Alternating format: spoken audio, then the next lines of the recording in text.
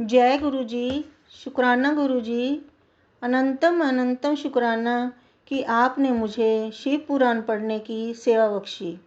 संगत जी, मेरा यह सौभाग्य है कि मैं आज सावन महीने के आखिरी सोमवार पूर्णमासी के दिन शिव पुराण पढ़ने जा रही हूँ। गुरु जी, आप मुझे हिम्मत बख्शना कि मैं यह सेवा पूरी लगन के साथ निभा पाऊँ। संगत जी, शिव पुराण शुरू करने से पहले मैं यह मंत्र सुनाऊंगी। ओम श्री गणेशाय नमः। ओम श्री गणेशाय नमः। गुरुर्ब्रह्मा गुरुर्विष्णु गुरुर्देवो महेश्वरः। गुरुर्ब्रह्मा गुरुर्विष्णु गुरुर्देवो महेश्वरः। गुरुर्साक्षात् परब्रह्मा तस्मै श्री गुरवे नमः। गुरुर्साक्षात् परब्रह्मा तस्मै श्री गुरवे नमः। शौनक जी के साधन विषयक प्रश्न करने पर सूत जी का उन्हें शिव महापुराण की महिमा सुनाना। श्री शौनक जी बोले, हे महाज्ञानी सूत जी, संपूर्ण सिद्धांतों के ज्ञाता, हे प्रभो, मुझसे पुराणों की कथाओं के सार तत्व का विशेष रूप से वर्णन कीजिए। सदाचार, भगवत भक्ति और विवेक की वृद्धि कैसे होती है तथा साधु पुरुष किस प्रकार अपने काम क्रोध आदि मानसिक विकारों का निवारण करते हैं। इस घोर कलयुग में जीव प्राय असुर स्वभाव के हो गए हैं। उस जीव समुदाय को शुद्ध देवी संपत्ति से युक्त बनाने के लिए सर्वश्रेष्ठ उपाय क्या है? आप इस समय मुझे ऐसा कोई शाश्वत साधन बताइए जो कल्याणकारी वस्तुओं में भी सबसे उत्कृष्ट एवं परम मंगलकारी हो तथा पवित्र करने वाले उपायों में भी सर्वोत्तम पवित्र कारक उपाय हो। तात वह साधन ऐसा हो जिसके अनुष्ठान से शीघ्र ही अंतःकरण की विशेष शुद्धि हो जाए तथा उससे निर्मल चित्त वाले पुरुषों को सदा के लिए शिव की प्राप्ति हो जाए। सूत जी बोले, मुनि श्रेष्ठ शौनक, आप धन्य हैं। आपके हृदय में पुराण कथा सुनने के प्रति विशेष प्रेम एवं लालसा है। इसलिए मैं शुद्ध बुद्धि से विचार कर परम उत्तम शास्त्र का वर्णन करता हूँ।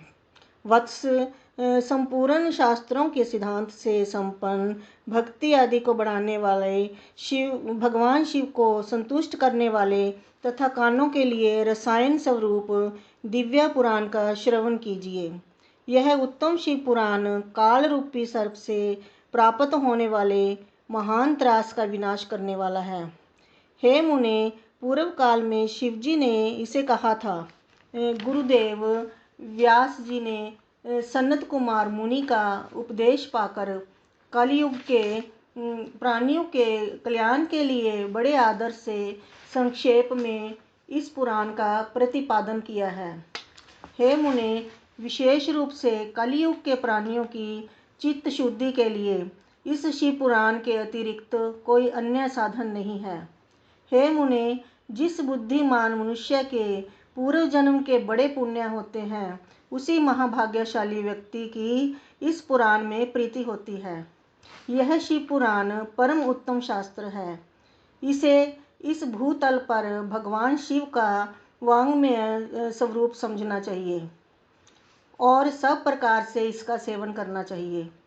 इसके पठन और श्रवण से शिव भक्ति पाकर श्रेष्ठतम स्थिति में पहुंचा हुआ मनुष्य शीघ्र ही शिव पद को प्राप्त कर लेता है।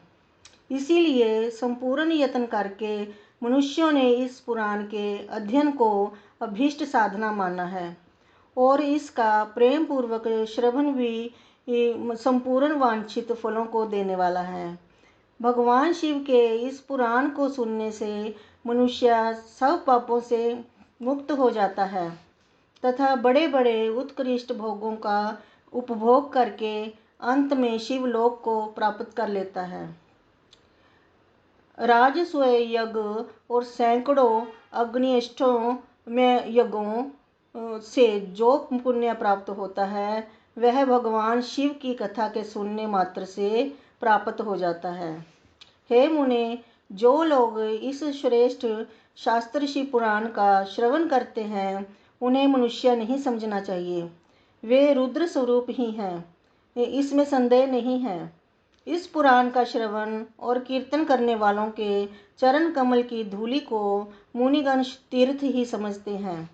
जो प्राणी परम पद को प्राप्त करना चाहता है उन्हें सदा भक्ति पूर्वक इस निर्मल शिव पुराण का श्रवण करना चाहिए।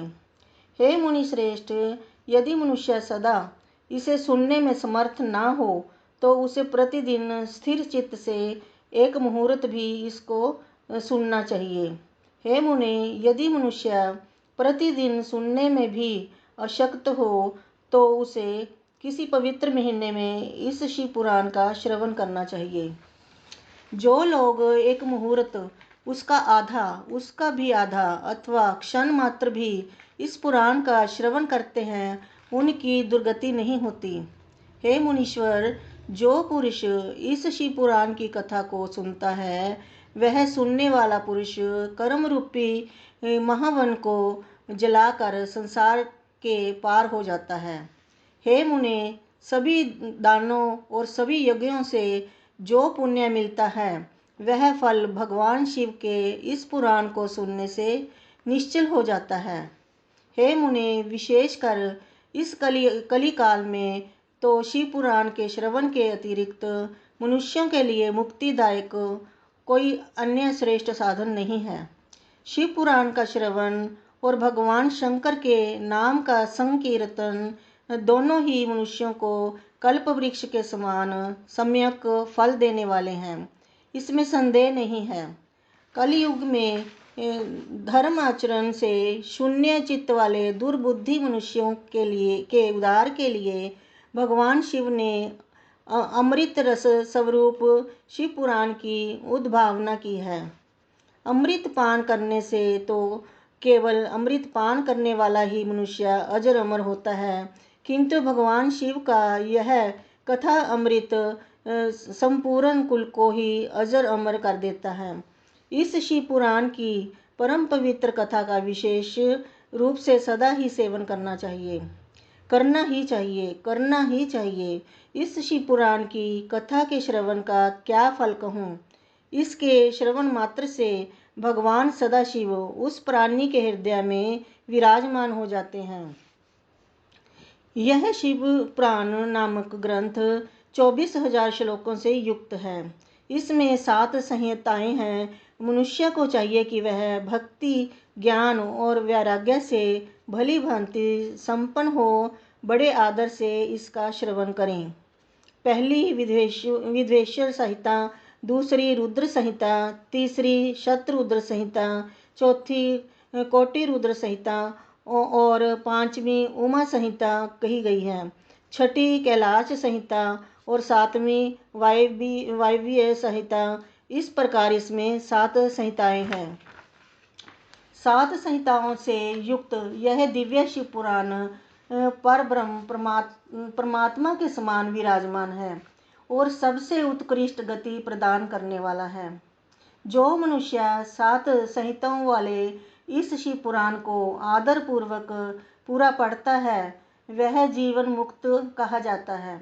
हे मुने, जब तक इस उत्तम शिव पुराण को सुनने का सुअवसर नहीं प्राप्त होता तब तक अज्ञानवश प्राणी इस संसार चक्र में भटकता रहता है। भ्रमित कर देने वाले अनेक शास्त्रों और पुराणों के श्रवण से क्या लाभ है, जबकि एक शिव पुराण ही मुक्ति प्रदान करने के लिए गर्जन कर रहा है। जिस घर में इस शिव पुराण की कथा होती है वह घर तीर्थ स्वरूप ही है और उसमें निवास करने वालों के पाप यह नष्ट कर देता है। हजारों अश्वमेध यज्ञ और सैकड़ों वाजपेयी यज्ञ शिव पुराण की 16वीं कला की भी बराबरी नहीं कर सकते। हे मुनि श्रेष्ठ, कोई अधम प्राणी जब तक भक्ति पूर्वक शिव पुराण का श्रवण नहीं करता तभी तक उसे पापी कहा जा सकता है।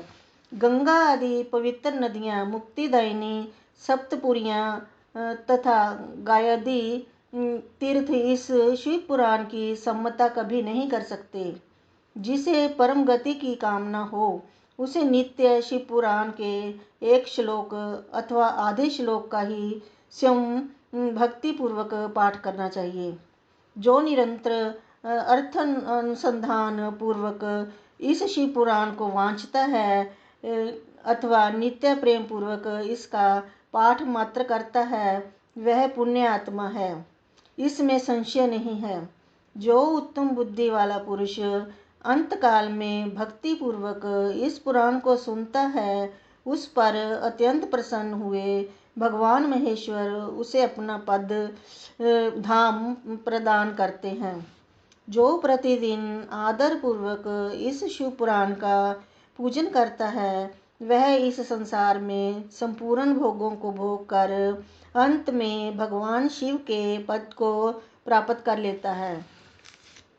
जो प्रतिदिन आलस्य रहित हो रेशमी वस्त्र आदि के वेष्टन से इस शिव पुराण का सत्कार करता है, वह सदा सुखी होता है। यह शिव पुराण निर्मल तथा शैवों का सरसव है। यही लोक और परलोक में सुख चाहने वालों को आदर के साथ प्रयत्न पूर्वक इसका सेवन करना चाहिए। यह निर्मल एवं उत्तम शिव पुराण धर्म, अर्थ, काम, मोक्ष रूप चारों पुरुषार्थों को देने वाला है। अतः सदा प्रेम पूर्वक इसका श्रवण एवं विशेष रूप से पाठ करना चाहिए। वेद, इतिहास तथा अन्य शास्त्रों में यह शिव पुराण विशेष कल्याणकारी है, ऐसा मुमुक्षु जनों को समझना चाहिए। यह शिव पुराण आत्म तत्वज्ञों के लिए सदा सेवनीय है, सत्पुरुषों के लिए पूजनीय है, तीनों प्रकार के तापों का शमन करने वाला है, सुख प्रदान करने वाला है तथा ब्रह्मा, विष्णु, महेश आदि देवताओं को प्राणों के समान प्रिय है। ऐसे शिव पुराण को मैं प्रसन्नचित्त से सदा वंदन करता हूँ। भगवान शंकर मुझ पर प्रसन्न हो और अपने चरण कमलों की भक्ति मुझे प्रदान करें। इस प्रकार श्री स्कंद महापुराण के अंतर्गत शिव पुराण महात्म्य में उसकी महिमा वर्णन नामक पहला अध्याय पूर्ण हुआ।